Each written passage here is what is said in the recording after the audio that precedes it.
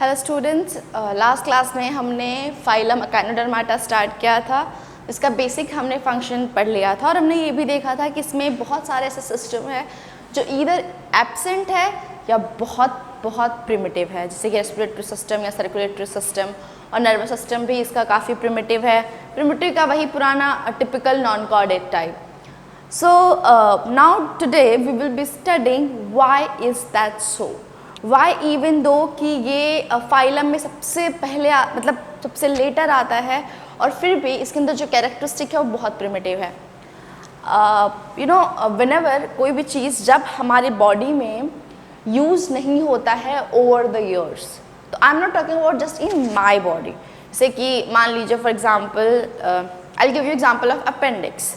Appendix human body में present होता है, वो पहले प्रेजेंट था बिकॉज मैंने ऑलरेडी बताया भी है पहले, और आपने इसको डाइजेस्टिव जो आपका चैप्टर है 10th स्टैंडर्ड में लाइफ प्रोसेस, उसमें भी आपने पढ़ा होगा कि अपेंडिक्स एक वेस्टिजियल ऑर्गन है। वेस्टिजियल ऑर्गन मतलब क्या होता है? ऐसा ऑर्गन जो बहुत पहले काम आता था बट अब काम नहीं आता है, तो ओवर द जनरेशन जो होता है उसका फंक्शन जो एकदम गायब हो जाता है और एक रुडिमेंट्री ऑर्गन बन के रह जाता है।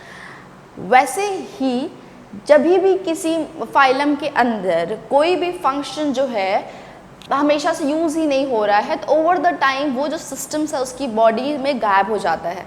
तो आई नो कि जैसे ही मैं बोलूँगी कि इसके पास कोई सिस्टम्स नहीं प्रेजेंट होता, तो आपके मन में हमेशा क्वेश्चन आ जाएगा कि वाई। तो because it has something to compensate all those thing which is not there. तो इसके पास सर्कुलेटरी सिस्टम नहीं है, इसके पास रेस्पिरेटरी सिस्टम नहीं है, because it has something which is able to do all the function. So what it has a system known as water vascular system. Water मतलब पानी, vascular मतलब मैंने ऑलरेडी बताया है कि ट्रांसपोर्टेशन। तो इनके अंदर ट्रांसपोर्टेशन किसके थ्रू होता है? वाटर के थ्रू होता है। वो कैसे होता है वी विल सी। एंड उस वाटर वेस्कुलर सिस्टम का एक और नाम है जिसे कहते हैं ambulacral system. Water vascular system और ambulacral system, that is unique feature of this particular phylum. Unique feature मतलब कि it is present in all the animals of this particular phylum. तो आप ये जो डायग्राम देख रहे हैं, this is a diagram of Asterias, या कह सकते हैं आप स्टारफिश। तो ये है हमारा स्टारफिश। डायग्राम का सबसे पहला नियम, इवन दो आपके डायग्राम देख के सामने वालों को समझ में आ जाएगा कि आपने क्या ड्रॉ किया है, but still you always have to write exactly what you have drawn. So always write that. This is the one part. Next part, आपका डायग्राम ठीक नहीं है, आपको डायग्राम अच्छे से नहीं आता, इवन मेरा भी डायग्राम बहुत ख़राब है, but diagram should always be neat. बहुत अच्छा हो, सुंदर हो, ये ज़रूरी नहीं है। आपका डायग्राम क्लीन हो और जो आप बताना चाहते हो वो रिप्रेजेंट कर पाए, that is more than enough. And third and very important part, that your diagram should be labelled. Label non label diagram is like person without clothes. So diagram में पार्ट जो है वो प्रॉपर लेबल होनी चाहिए। तो diagram में नाम starfish and let's just label it. तो ये जो है स्टारफिश का, ये है डॉर्सल व्यू, ठीक है। हमने ऑलरेडी देखा है डॉर्सल व्यू में क्या प्रेजेंट होता है, एनस। तो ये जो है यहाँ पे ये हो गया इसका एनस, ठीक है। ये जो है स्टारफिश का आर्म है। यहाँ पे एक छन्नी देखा आपने, सीव जिसे आटा चालते हैं, वैसे ही छन्नी की तरह एक स्ट्रक्चर प्रेजेंट होता है इधर।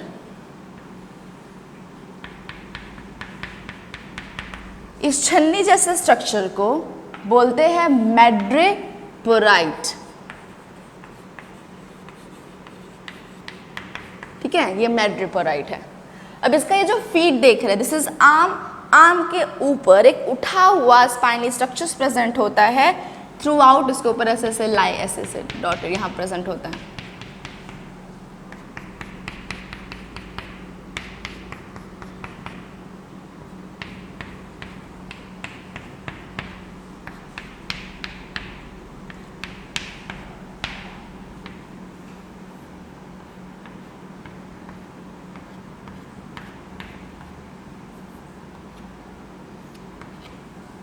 ये जो है दिस इज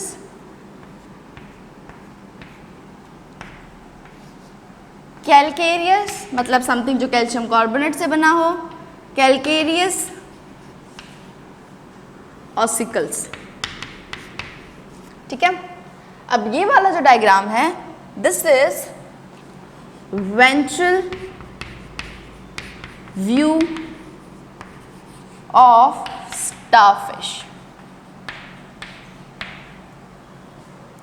वेंट्रल में क्या प्रेजेंट होता है? माउथ। तो ये जो ओपनिंग हो गई ये हो गई माउथ।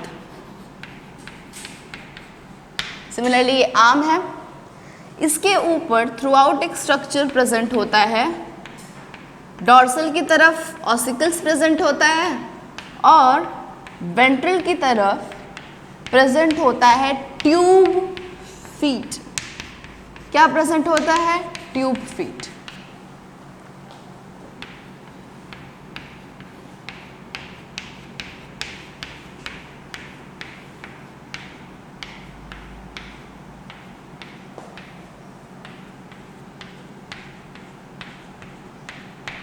तो this is tube feet.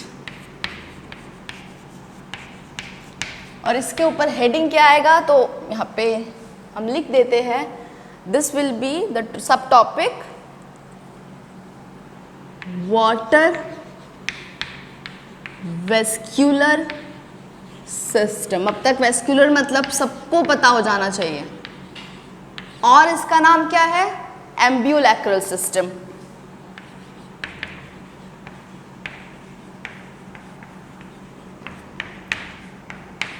Now exactly what happens, ये आप मैड्रिपोराइट देख रहे हैं डॉर्सल साइड में। मैड्रिपोराइट के अंदर पानी जो है ये ऐसे यहाँ पे ऐसा दिख रहा है। मैं इसका एक और डायग्राम बना के आपको दिखाती हूँ।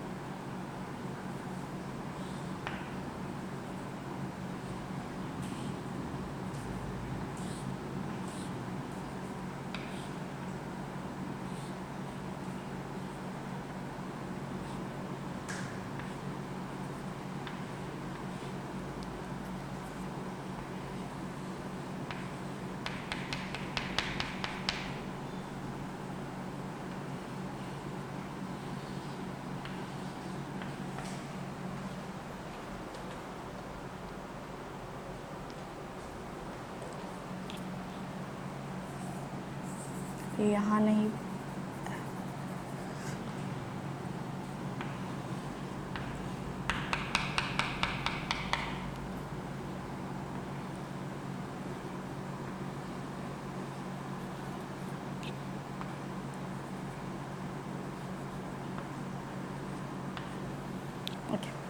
सो एग्जैक्टली व्हाट हैपन्स, ये जो आप स्ट्रक्चर देख रहे हैं छन्नी जैसा, इसके थ्रू पानी आता है स्टारफिश के अंदर या अकाइनो, कोई भी अकाइनोडर्माटा के अंदर, और ये छन्नी हमारा हो गया मैड्रिपोराइट। This is madreporite. एक बार मैड्रिपोराइट इसके अंदर आता है तो यहाँ पे एक ट्यूब होता है जिसे कहते हैं स्टोन कनाल। पानी इसके थ्रू जा रहा है तो उसके लिए कनाल, स्टोन कनाल। तो वाटर यहाँ से एंटर करता है इसके अंदर, ये जो है ट्रैवल करता करता यहाँ तक आता है। अब ये जो स्ट्रक्चर देख रहे हैं यहाँ पे जो स्पेस है, इस स्ट्रक्चर को बोलते हैं रिंग कनाल।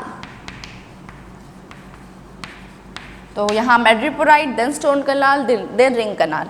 अब आप ये देख रहे हैं कि रिंग कनाल से एक यहाँ पे ऐसे एक और ट्यूब जो है वो अराइज हो रहा है ऐसे, ये इसके लॉन्जिट्यूडनली अराइज हो रहा है, इसके लिए इस ट्यूब का नाम है लॉन्जिट्यूडिनल कनाल। लॉन्जिट्यूडिनल कनाल। रिंग कनाल क्यों है? क्योंकि रिंग के शेप का ऐसे, ये लॉन्जिट्यूडनल कनाल है। लॉन्जिट्यूडनल कनाल से भी साइड बाय साइड ऐसे छोटे छोटे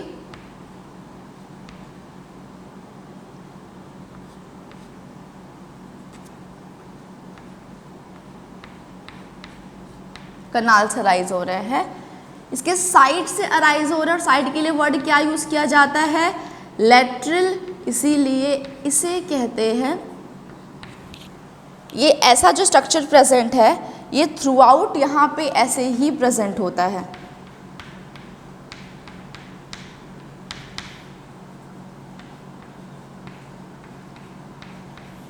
So this will be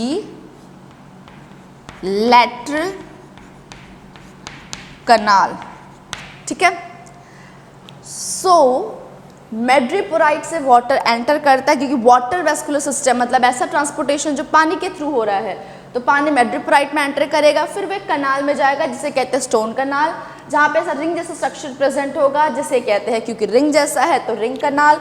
ring कनाल से एक और ये अराइज हो रहा है कनाल जिसे कहते हैं longitudinal canal, followed by the lateral kanal.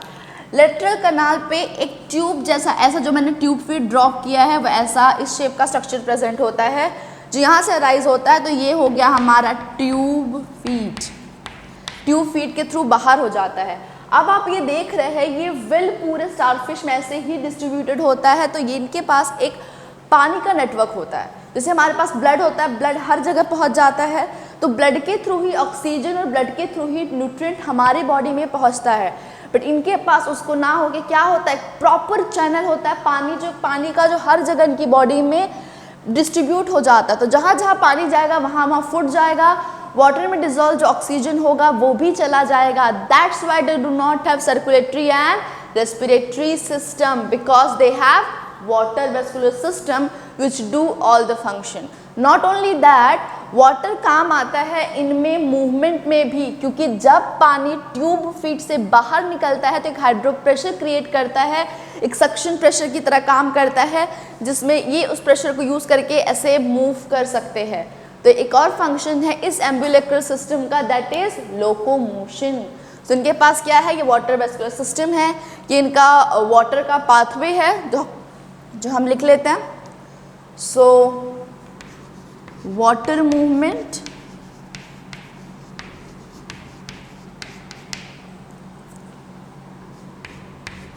So water जो है सबसे पहले मेड्रिपोराइट में जाता है। Madreporite, what is madreporite? Sieve like plate. Sieve मतलब होता है छननी, सीव लाइक प्लेट। तो वो मेड्रिपोराइट से फिर कहाँ जा रहा है, स्टोन कनाल में। स्टोन कनाल, स्टोन कनाल से रिंग कनाल,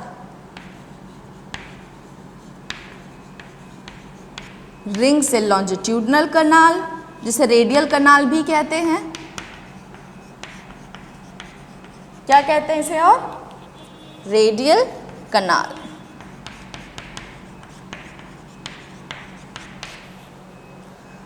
और लॉन्जिट्यूडनल कनाल से ये मूव करता है lateral canal. Finally tube feet. Actually tube feet का भी पता 3 पार्ट होता है, एक ऐसा, इट्स समथिंग लाइक दिस, नल की तरह।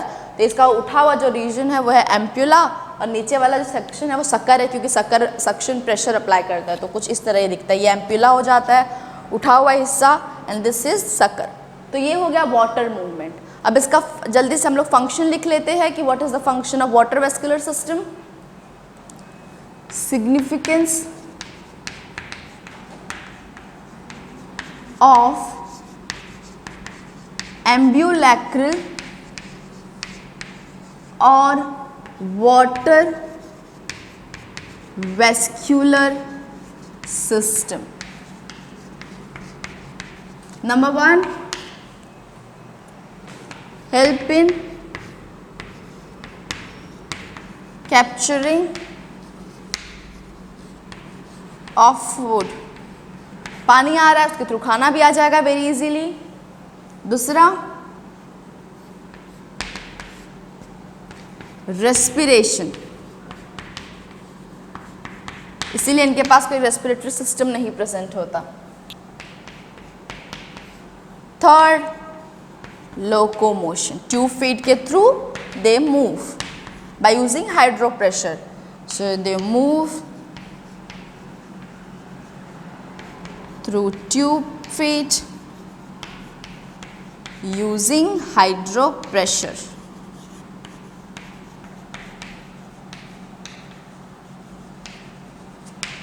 So these are three functions of ambulacral system or water vascular system. यहाँ पे नोट करके लिख लीजिए, which is very important point, that this is unique feature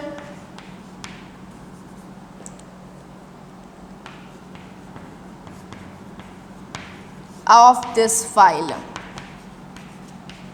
तो अगर आपको क्वेश्चन आता है what is unique feature of echinodermata, it will be water vascular system और एम्ब्यूलैक्रल सिस्टम. ओके, नेक्स्ट है हमारा रिप्रोडक्शन.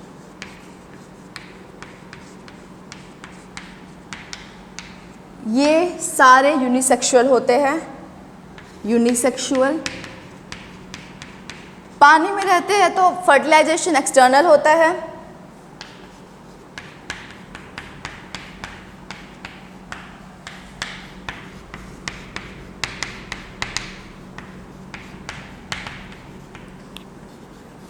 इनडायरेक्ट डेवलपमेंट मतलब कि लार्वल स्टेज प्रेजेंट होता है.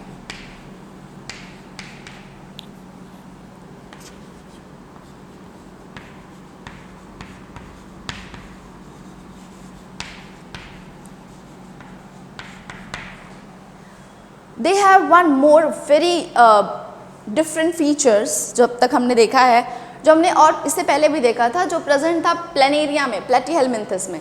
प्लेनेरिया जिसका एक और नाम क्या है, ड्यूगेसिया. उसके पास क्या खास फीचर था कि उसकी बॉडी का हर एक टुकड़ा एक नए प्लेनेरिया को जन्म दे देता है. वैसा ही कुछ फीचर इसके पास भी प्रेजेंट होता है. So write as a note that it has great power of regeneration. एक हायर फाइलम में रीजनरेशन का पावर होना is very big thing, because जितने भी हायर एनिमल होते हैं उनके पास जो टिश्यू है, जो टाइप ऑफ सेल है, वो बहुत अलग होता है. तो उनके पास रीजनरेशन जो पावर होता है वो काफ़ी like it's very different than the lower animal, because lower animal के पास तो कुछ ही तरह के सेल होते हैं. तो it's not very big deal that कि एक पर्टिकुलर जो पार्ट है वो हर एक तरह का सेल बना पाता है. जैसे हमारे अंदर ह्यूमन की body is made up of so many different cells and so many different type of tissue, so it is not possible to form a whole body from particular part. The only part of our body which has this capacity is zygote. zygote जो है वो वही क्या है, completely totipotent है एक mammal के लिए. ठीक है, तो इसके पास क्या है, it has great power of regeneration.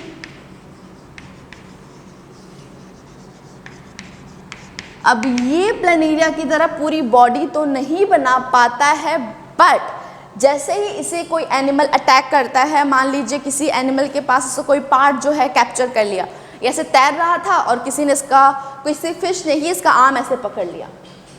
अब ये जो है छोटा सा क्यूट सा, आपने देखा है कितना क्यूट सा होता है, तो इतना ज़्यादा वो अटैक नहीं कर सकता उस फिश को. तो क्या करता है वो, क्या करेगा, अपना आर्म छुड़ा नहीं पाता तो अपना आर्म वहीं छोड़ देता है. मतलब खुद से खुद ही की बॉडी को काट लेता है, जिसे कहते हैं autotomy. So it show autotomy. Auto मतलब खुद एंड टॉमी मतलब कट कर लेना. तो it cut its own body part as offence या डिफेंस भी आप कह सकते हैं, कभी कभी सरप्राइज करने के, sorry, as maximum time it is a defence mechanism, but some time it could be use as a offence also. So it shows autotomy.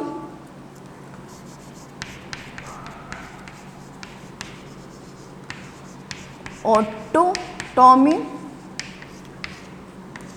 Cutting own body part. अब बेवकूफ़ तो है नहीं कि अपना बॉडी पार्ट ऐसे ही काट लेगा जब तक उसके पास कोई बैकअप प्लान ना हो. तो बैकअप प्लान क्या है कि बाद में वो अपने आप से क्या कर लेता है, रीजनरेट कर लेता है. यूज्ड एज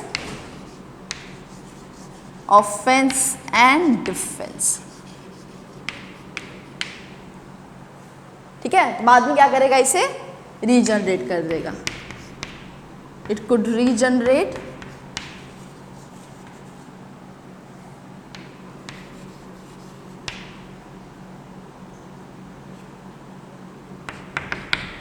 तो वापस से फिर से रीजनरेट कर लेगा। अब हमारा आखिरी टॉपिक है इसके regarding, that is examples. These are examples of Echinodermata. The very first one is Asterias. Asterias मतलब इसका कॉमन नाम जो है, इसको हम सब लोग जानते हैं स्टारफिश, स्टारशिप का होता है। ये जो एनिमल है इसका जो आर्म होता है वो शार्प नहीं होता, do not have sharp arm. जैसे हमने अभी डायग्राम देखा है तो आपने देखा कि उसका आर्म जो एकदम पॉइंटेड नहीं था, ठीक है, तो इसका आर्म जो है वो शार्प नहीं होता है, क्योंकि इनका क्लासिफिकेशन जो है वो इसी के ऊपर, इनके लार्वा के ऊपर ही डिपेंडेड है, आर्म्स के ऊपर, how their body is. Next जो है वो है ओफियोथ्रिक्स। बिफोर दैट एस्टेरियास का 3 लार्वा है, बिपिनेरिया, ब्रैक्यूलेरिया एंड डिप्लूरिला। बिपिनेरिया, ब्रैक्यूलेरिया एंड डिप्लूरिला। डिप्लूरिला जो है ये कॉर्डेट्स का एंसेस्टर है। This is ancestor of chordates. तो this larva is. Next है Ophiothrix. Ophiothrix ये जो है इसका जो है आर्म जो होता है काफ़ी ऐसे पॉइंटेड होता है, इट्स समथिंग लाइक दिस। तो ये है, मान लीजिए it is more like this, ऐसे नीडल की तरह sharp. So they have more like a pointed arm than which we saw in starfish. दूसरा सी अर्चिन या इसे अकाइनस भी कहते हैं, एंड क्लाइपियटस, ये नेक्स्ट एग्जांपल है। सैंड डॉलर क्योंकि डॉलर का शेप का होता है। तो ये जो दोनों हैं, ये इन दोनों का बॉडी जो है वो ग्लोबुलर होता है, ऐसे बाहर ऐसे से हार्ड शेल होता है, पर बॉडी क्या होती है, ग्लोबुलर होता है इन दोनों का, सी अर्चिन का भी और क्लाइपिटस का, जिसे सैंड डॉलर कहते हैं क्योंकि डॉलर का शेप का होता है और उसकी बॉडी सैंड में घुसी हुई होती है, इसके लिए सैंड डॉलर। नेक्स्ट है क्यूक्यूमेरिया। क्यूक्यूमेरिया के पास एक खास चीज़ प्रेजेंट होता है जिसे कहते हैं रेस्पिरेटरी ट्री। वैसे तो जितने भी हमने देखा कि ये जो फाइलम के ऑर्गेनिजम्स हैं इनको रेस्पिरेटरी ऑर्गन की ज़रूरत नहीं होती है क्योंकि इनके पास एम्ब्यूलैक्रल सिस्टम होता है, बट क्यूक्यूमेरिया जो है इसके पास फिर भी प्रेजेंट होता है। देन आता है sea lily and Neometra. Sea lily and Neometra जो है इन दोनों की बॉडी जो है वो फिक्स्ड होती है। बॉडी क्या होती है, फिक्स्ड होती है और ब्रांच्ड होती है। मतलब आप से यहाँ पे एक जगह है तो ऐसा एक ट्री, इनका अपीयरेंस एक ट्री की होता है ऐसा। They look something like this. They have fixed body and branch-like structure. यहाँ पे जो क्लाइपियटस है, जो सैंड डॉलर भी कहते हैं, इसके पास एक खास स्ट्रक्चर प्रेजेंट होता है जिसे कहते हैं एरिस्टोटलिस लैंटर्न। क्या बोलते हैं, एरिस्टोटलिस लैंटर्न। ये एक मेस्टिगेटिंग ऑर्गन है, मतलब कि चीज़ों को पकड़ने में काम आता है। तो इट इज मेस्टिकेटिंग और grabbing organ which could grab something. तो खैर मेस्टिकेशन मतलब तो चबाना होता है, getting organ. So these are examples, please remember it. यहाँ पे इन सब के लार्वाज होते हैं, वो मैंने यहाँ पे नहीं लिखा है क्योंकि it will be very difficult for you to remember. So at least आप ये एग्जाम्पल्स याद रखें, it's very important. And with this example we have finished this phylum also. Next phylum हम क्या पढ़ेंगे, हेमिचॉर्डेटा। Thank you.